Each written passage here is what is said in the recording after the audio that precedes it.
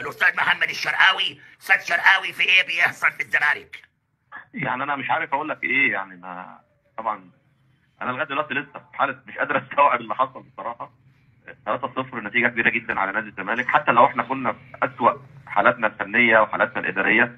مش الزمالك اللي اتغلب 3، يعني تاريخ الزمالك مع بيراميدز اول مره الزمالك يخسر من بيراميدز بالثلاثه للاسف الشديد. احنا طول عمرنا الزمالك دايما كنا بنقول كعبه عالي على بيراميدز مهما كانت امكانيات بيراميدز ومهما كان تفوق بيراميدز ومهما كان الزمالك عنده مشاكل. لا، مش هو ده الزمالك اللي احنا عارفينه يا استاذ عبد الناصر، مش هو ده الزمالك مفيش روح في الملعب. واعتقد ان الانهيار الاداري اللي موجود جوه النادي انعكس النهارده على اداء اللعيبه قدام بيراميدز. مفيش روح معنويه. انت جه فيك هدف بخطا من الونش، ولكن انا ما شفتش فيه اصرار عند اللعيبه ان هي تعمل الكامباك. يعني احنا شفنا ماتش الاهلي وبيراميدز، بيراميدز تقدم على الاهلي 2-0 وخلاص، وانا واحد من الناس والناس كلها فكرت ان خلاص المباراه انتهت لصالح بيراميدز وبيراميدز خلاص حسم المواجهه لصالحه. ولكن الاهلي قدر بالروح المعنويه والحماس والاصرار ان هم يتعادلوا، وكان ممكن يكسبوا لولا ان امام عاشور ضيع ضربه جزاء. انت ايه المشكله؟ انت خطا من الونش جه فيك هدف، كان ممكن لو في بقى روح معنويه. لو يا استاذ محمد بسيوني تغاضى عن ركله الجزاء هو والفار صحيحه مليار في الميه. ما انا بقول لك ما انا بقول لك انا مفيش روح، مفيش اداء، لان في يعني انهيار اداري فعلا جوه نادي الزمالك. للاسف الشديد انا مش عارف خريطه الطريق ايه. يعني انت حضرتك بتقول مين اللي بيدير نادي الزمالك، وانا برضو مش عارف مين اللي بيدير. يا استاذ محمد الصور اللي انتشرت امبارح صور كارثيه. انا لا ارضى بغيرتي على الزمالك. يعني انا يا استاذ محمد دلوقتي رئيس تحرير قناه، هل ترضى عليا او رئيس تحرير برنامج بحكم المهنه بيننا، هل ترضى عليا انك تيجي عندي ضيف فتدير البرنامج وابقى انا راجل ماليش لازمه؟ لا طبعا، لا طبعا.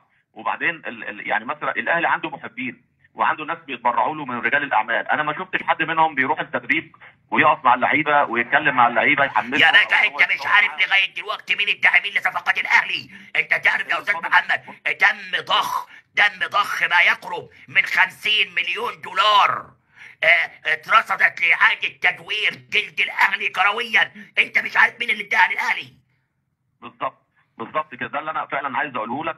ان انت كمحب لنادي الزمالك او متبرع لنادي الزمالك خلاص انت بتدي مجلس الاداره المنتخب من الجمعيه العموميه والممثل الشرعي للنادي هو اللي يدير الامور. ولكن لو انت مش واثق فيه، لو انت بتظهر في الصوره، حضرتك بتظهر في الصوره ليه؟ طبعا مشكورا الناس المحبه المتطوعه ان هي بتحاول تعمل حاجه لنادي الزمالك، دي حاجه يشكروا عليها، ولكن المفروض ما تبقاش بالشكل ده. يعني وفي النهايه انت بتحسس اللعيبه ان مجلس الاداره كده يعني باختصار ملوش اي لازمه. ده القصه عند الناس دول، هم دول اللي بيجيبوا المستحقات المتاخره، هم دول اللي بيجيبوا الصفقات، هم دول اللي يمشوا الناس، هم دول اللي يجددوا العقود. ودي حاجه سلبيه انا اول مره اشوفها في اي نادي من الانديه. يعني انا مش عارف برضه. بص انا لغايه دلوقتي مش قادر اتكلم والله يا استاذ عبد الناصر، لان انا مصدوم من الهزيمه القاسيه اللي جالها اللي نالها نادي الزمالك من بيراميدز. قلنا كتير يا استاذ عبد الناصر ان السكواد ده بتاع نادي الزمالك لازم تدعيم باكثر من لاعب، لازم تدعيم من زمان، لان انت بطوله طويله. النهارده انت بنتايك اصيب وممكن يغيب لك الفضل. مين البديل اللي عندك؟ مفيش حد. ما عندكش يا استاذ محمد يا استاذ محمد مش عايز اقول لك مصيبه. بنتايك هي مصيب ولا اصيبك ربنا يكتب سلامته. في تعليمات ان بنتايك ما يلعبش لان بلغ بالرحيل، لان اتقال له ما معناك فلوس نفعل بند الشراء. ما هو للاسف ده من ضمن الكوارث اللي حصلت الموسم ده، ان انت بقيت دلوقتي نادي الزمالك العظيم، نادي الزمالك القلعه الرياضيه الكبيره، نادي الزمالك العريق بقى مجرد وسيله لتلميع اللعيبه عندك علشان بعد كده يرجعوا تاني انديتهم يبقى بمبالغ كبيره. يعني شوف الحال بتاع نادي الزمالك، انت بقيت دلوقتي انت بتقدم اللعيبه للانديه الثانيه، يعني بتنورها للانديه الثانيه عشان الانديه الثانيه تاخدها على الجاي.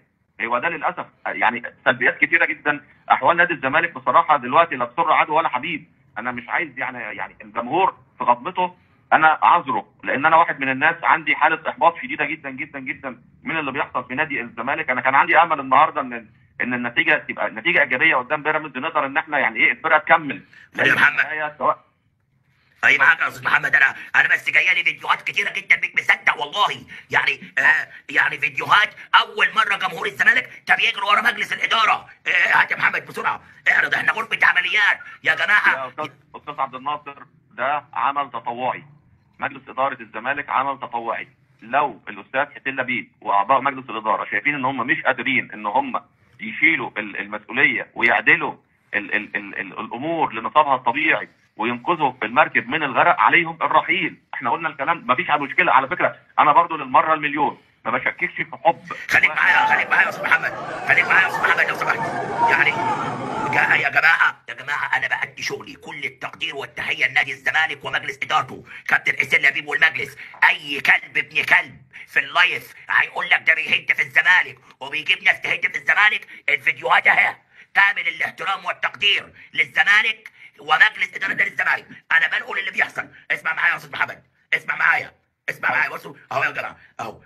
يعني بصوا مشهد حزين، مشهد كر وفر ما بين الجماهير ومجلس الاداره، ما كنت اتمناه. اهو تعال يا محمد شغل لي الصوت اهو. خلاص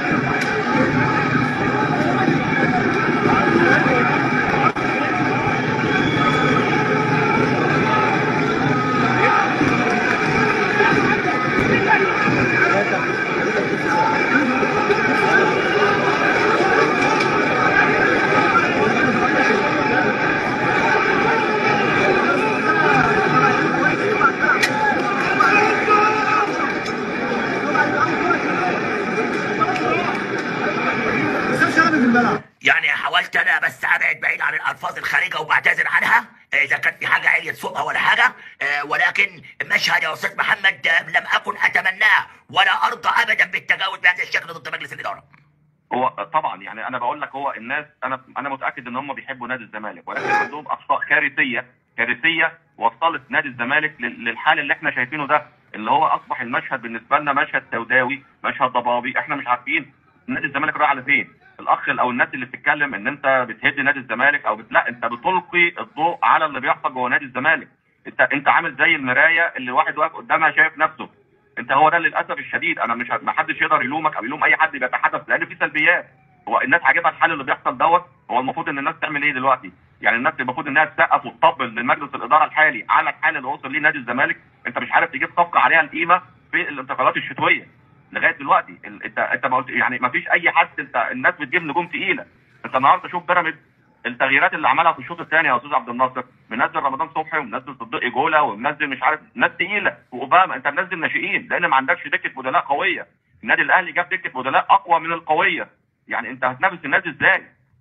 فلما يجي حد يتكلم بما يرضي الله وحد يلقي الضوء على السلبيات اللي موجوده داخل مجلس الاداره الزمالك او جوه نادي الزمالك، فده من حبك وحبي او شغلك وشغلي لصالح نادي الزمالك. ما انت لازم تقول للناس انتوا غلطانين في كذا، ولا المفروض ان احنا نطبل ونقول لا ده هم احسن ناس ودولت ناس كويسين ودول ناس حلوين ودولت يكملوا. لا ما ينفعش. انا شخصيا هطلع اقول السلبيات اللي انا شايفها في نادي الزمالك الى حين ينصلح الحال جوه نادي الزمالك. وحضرتك كاعلامي واجبك وضميرك ما يسمحلكش غير ان انت تقول الحقيقه.